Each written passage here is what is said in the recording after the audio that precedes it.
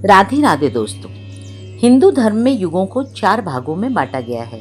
यह युग हजारों सालों की अवधि के माने जाते हैं, लेकिन इन युगों का वर्गीकरण किस आधार पर है और इन युगों के नाम का क्या आधार है, आइए जानते हैं इस बारे में। चारों युगों में सबसे पहला युग यानी सतयुग, इस युग की अवधि 17,28,000 वर्ष बताई जाती है। माना जाता है कि इस युग में देवी देवता मनुष्य की भांति रहते थे और उनकी आयु लगभग 2 लाख वर्ष होती थी। इस युग का तीर्थ पुष्कर जी को माना जाता है।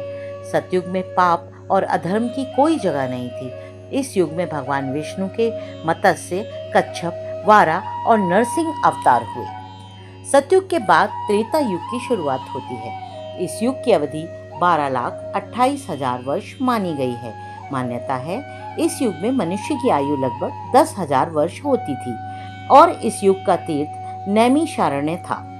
इस युग को अधर्म का नाश करने वाला युग बताया जाता है। इस युग में भगवान विष्णु के 3 अवतार हुए, श्री राम, वामन और परशुराम, जिसकी वजह से इस युग को त्रेता युग कहा गया। इसके बाद द्वापर युग। द्वापर युग में भगवान विष्णु ने श्री कृष्ण के रूप में अवतार लिया। इस युग में श्री कृष्ण ने कंस का वध किया और महाभारत के युद्ध में गीता का उपदेश दिया। हिंदू शास्त्रों में वर्णित है इस युग की अवधि 8,64,000 है और मनुष्य की आयु लगभग 1,000 वर्ष बताई गई है। अब बात करते हैं कलयुग के बारे में।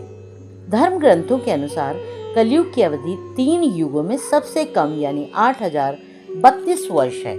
इस युग में मनुष्य की आयु लगभग 100 वर्ष की है। कलयुग के प्रमुख तीर्थ स्थान गंगा नदी को माना जाता है। इस युग में पाप की मात्रा बाकी युगों से अधिक है। कलयुग में महात्मा बुद्ध को विष्णु अवतार कहा जाता है। कलयुग के अंत में अधर्म, अन्याय, अज्ञान और अपने चरम सीमा पर होंगे और भगवान विष्णु कल की अवतार में प्रकट होंगे और धर्म की पुनर्स्थापना करेंगे। यदि मैं थोड़ा और विस्तार से बता दूं तो भागवत पुराण के अनुसार धर्म 4 स्तंभों पर खड़ा है। जैसे कि एक बैल अपने 4 पैरों पर किस प्रकार खड़ा होता है। यह 4 स्तंभ हैं सत्यता, पवित्रता, तपस्या और दयालुता। सतयुग में ये चारों स्तंभ मौजूद थे, इसलिए इस युग का नाम रखा गया सतयुग। इसके बाद आया त्रेता युग। इस युग में सत्यता का स्तंभ गायब हो गया और तभी 3 स्तंभ मौजूद रहे, इसलिए इसको त्रेता युग का नाम दिया गया। इसके बाद द्वापर युग आ गया। इस युग में 2 स्तंभ सत्य और तपस्या गायब हो गए। चूंकि यह युग 2 स्तंभों पर खड़ा था, इसलिए इसका नाम द्वापर युग रखा गया। जिस युग में हम रह रहे हैं वह दया के 1 स्तंभ और पाप के अन्य 3 स्तंभों पर खड़ा है। इस प्रकार इसका नाम कलयुग रखा गया। कलयुग में दान सबसे महत्वपूर्ण है। इस प्रकार धर्म के प्रत्येक स्तंभ के गायब होने से नामकरण का आधार बना।